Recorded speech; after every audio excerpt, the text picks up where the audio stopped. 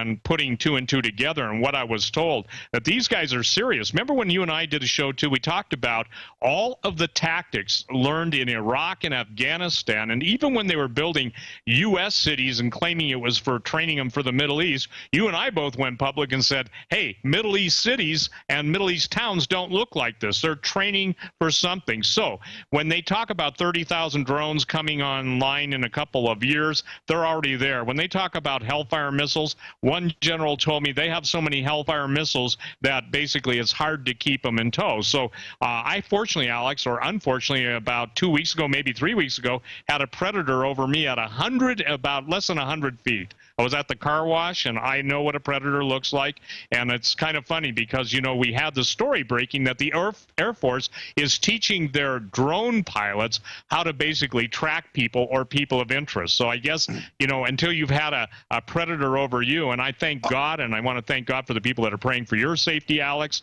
and my safety, those intercessors who take God and believe in the power of prayer, because, look, you and I both know that we've talked and openly. We haven't hid it. And the people that will listen to this broadcast in real time, there are times when you and I would go on the talk shows, and I could tell by, you know, just how many people are listening through my site, or especially on Coast to Coast. You know, when you've got 40,000 federal computers coming in from every intelligence agency and every department of the military, somebody's interested in what you're saying.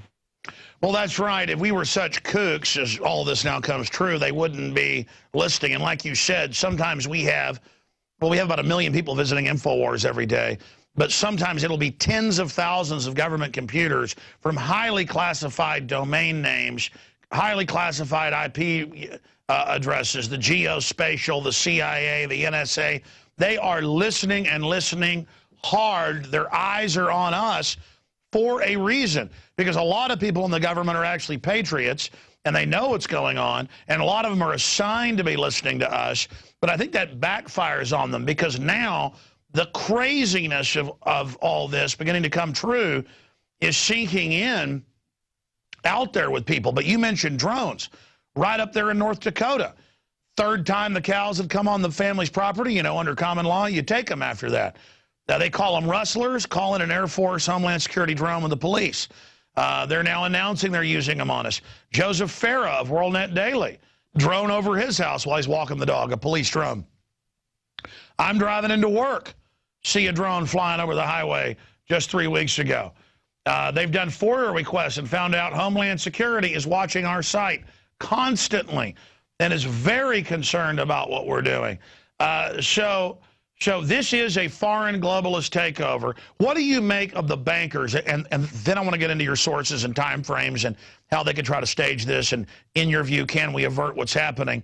But why do you think they're on TV, CNBC, C-SPAN, hundreds of financial publications saying, yes, global government has taken over and America's been conquered? They use that term, that they've conquered us and that we're, quote, slaves. Are they trying to just get us acclimated, just like military drills in every city, TSA, giant black armored vehicles showing up everywhere, TSA at high school football games? I mean, I guess they're just getting us ready for martial law. What's happening? Well, it's not only that they're getting us ready for martial law. Again, Alex, when the red list, blue list, green list came out, it was from a gentleman who's dead now. He was murdered for the information. He was with the Environmental Protection Agency. And what he told me in plain terms were, Steve, when this thing comes down, now remember, I started talking about this 10 years ago. It was only when the people started to realize that, hey, there's a lot of foreign troops and stuff going on, and what's with all the issues we've talked about. Alex, they are not coming to arrest people. The camps, they are coming to, and if you know the background of some of the writers, and you've talked about it on your show, that basically airs and others that the current administration listens to, they are talking and have talked for a decade that's necessary for 30 to 50 million people to die.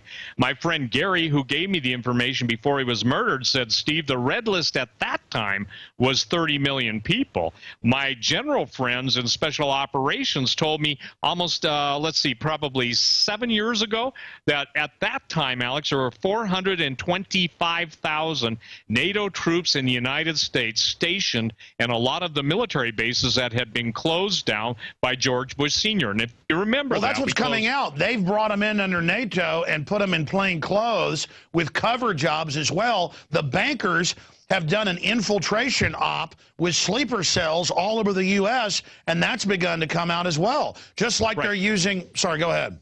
No, you're right, and forgive me because I know I get excited on this. The bankers are the controllers of the world.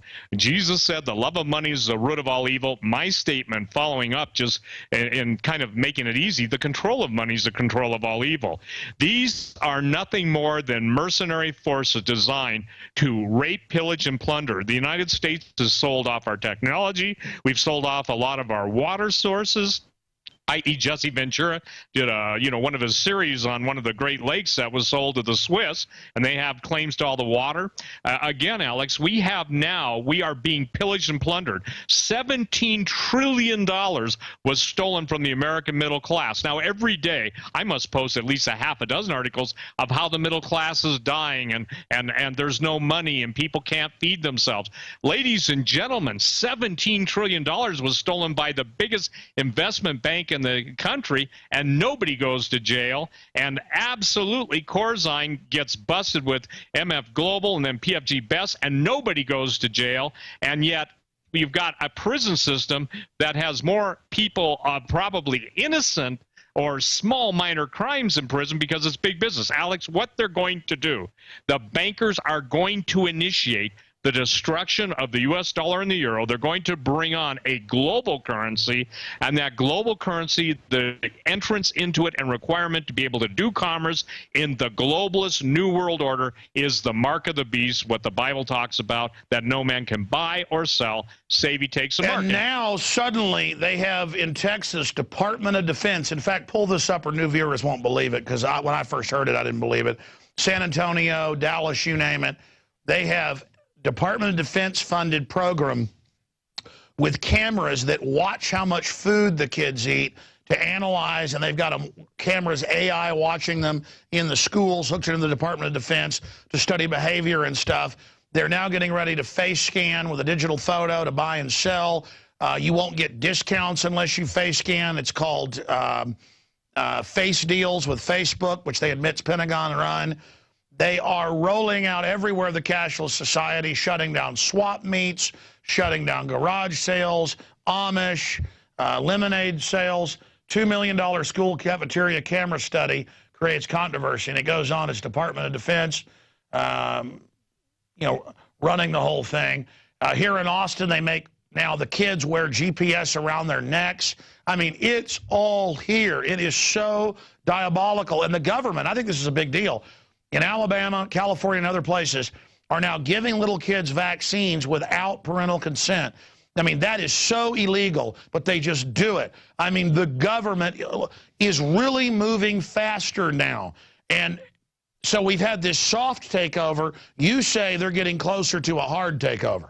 Right, and I would encourage everybody to go on Doug Hagman's site, because his source, which I know he's talked to you about, Alex, on the air, his source, Rosebud, has told him it's going hot. I think he just told him that in the last 24 hours. Now, it's going hot means that a manufactured series of events is going to take place, and they're going to portray that the white gun owners in America are terrorists, and that's what they're going to do. They're going to initiate, which they've already done in their failed attempts at, the shootings in Colorado and stuff, and even being called, Alex. I was called through a cutout by a district attorney in another county saying they knew that there were multiple shooters, and they knew there were two military and two, local, if you will, law enforcement involved in the shooting, not helping, not stopping it, but actually involved in the shooting. So right now, they're getting ready, and I got to make this clear, brother. I go on with you. I know this. This may be the last time, God forbid, that you and I ever talk, but I'm telling you, they are getting ready to pull the plug. Pull the plug on people means once they initiate this, whatever the event is, everything's in place. How about this, Alex? I don't know if you've heard this yet. I just posted this as an alert on my website, stevequayle.com. And by the way, I've gone to 24/7, okay? Yeah, I mean, in the old days, I had a webmaster. Now I'm able to post my own stuff. And since I don't sleep, I drag the most important stories, put them in there, and then, you know, we update my website 24/7. But here, this is today's posting. May I read this to you? Because it'll blow your mind. Yes, please. Steve, I wanted to let you know about a very strange thing I witnessed last night around 7 p.m. on Highway 2 just outside of Kalispell, Montana. Heading west on Highway 2, we approached what we thought was an accident. Fire trucks, a sign that said accident ahead, and firemen with signs saying slow.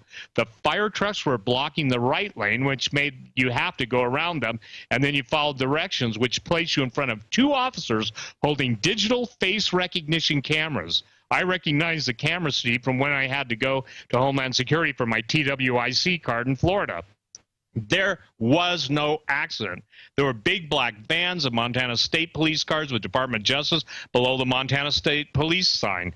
They were not stopping people. They were just taking their photos. And he says, may God bless us and help us all. Well, that's right. They're getting, I mean, that's admitted. They're now putting veterans in these gang databases, and they will, off face scanning cameras on the street, get your face scan if they don't have an up-to-date one to put in the database. So they want it to attach it to your license plate so that they can create an integrated computer program. They've got license plate readers on the police cars now.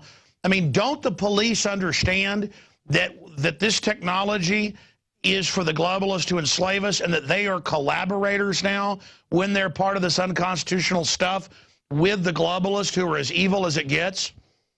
I think that they haven't made the connection. Now, let me tell you what the blue list is. The blue list are all the police and the military that cooperate for the first 30 to 60 days of the slaughter, okay? And then when they are done going along with the plan of the globalists and the different assassins which are assigned to each police department, sheriff department, and unit in the military take over. Now, Alex, when we talk about Spetsnaz is Russian special forces. They're trained primarily for just general mayhem, assassination, explosions, if you will. They're the fifth column operatives that go in and start taking people out and stuff. So it's kind of ironic. We're fighting with the Soviet Union. You saw the statement that Obama leaned over to Medvedev and said, wait until my second term, tell Vladimir that, you know, I'll have more flexibility. And Medvedev said, I'll take it to Vladimir. The point that's critically crucial and time sensitive for people to understand is the very positioning of the special forces, the Russian special forces, is indicative of the blue list takeout. Alex, I plead with law enforcement. I'll plead with those that'll listen to this show. I plead with those who are in the three-letter agencies. You don't know what they've got planned for you after you go along with it. That's why they're going to sequester their families of law enforcement and of military and keep their families ultimately as a hostage. Well, that happens every time. The Soviets did that. Hitler did that with Night of the Long Knives. But the point is, how do you then look at George Soros and the globalists trying to overthrow Putin with all their groups? Because I see it as the globalist above all countries playing nations off against each other, even while they use the other nation against the domestic population. Well, first of all, Vladimir Putin is on record as having talked to the premier of China that they, meaning China and Russia, are going to contest the Western, if you will, globalists. It's why China, obviously, is even, as of 2 days ago, was talking about backing their yuan, their currency, with gold. And I think, and that's mainstream now, Alex. It's one thing when I said it 10 years ago. It's another thing when people see it in the headlines. You know it. And I think that the point that people have got to understand is this, is that you've got factions in the Illuminati that everybody wants to be the top dog. Nobody wants to be second to the top dog. Sure, the globalists are outside the nation states playing them off against each other. But absolutely, people don't understand that. It's not like the elite controlled Hitler. They psychologically profiled him. They wrote books about it, put him in power, gave him money, and then set him up. He'd been told he was going to be able to take over. Same thing with Saddam. Same thing with bin Laden. Same thing with all these boogeymen. They're wind-up toys. Absolutely. And let me share this. It takes money for terrorism. It takes money for everything. And that's why this situation is becoming so out of hand. But it's also in your face. It's in my face, Alex. It's in your listener and viewers' faces.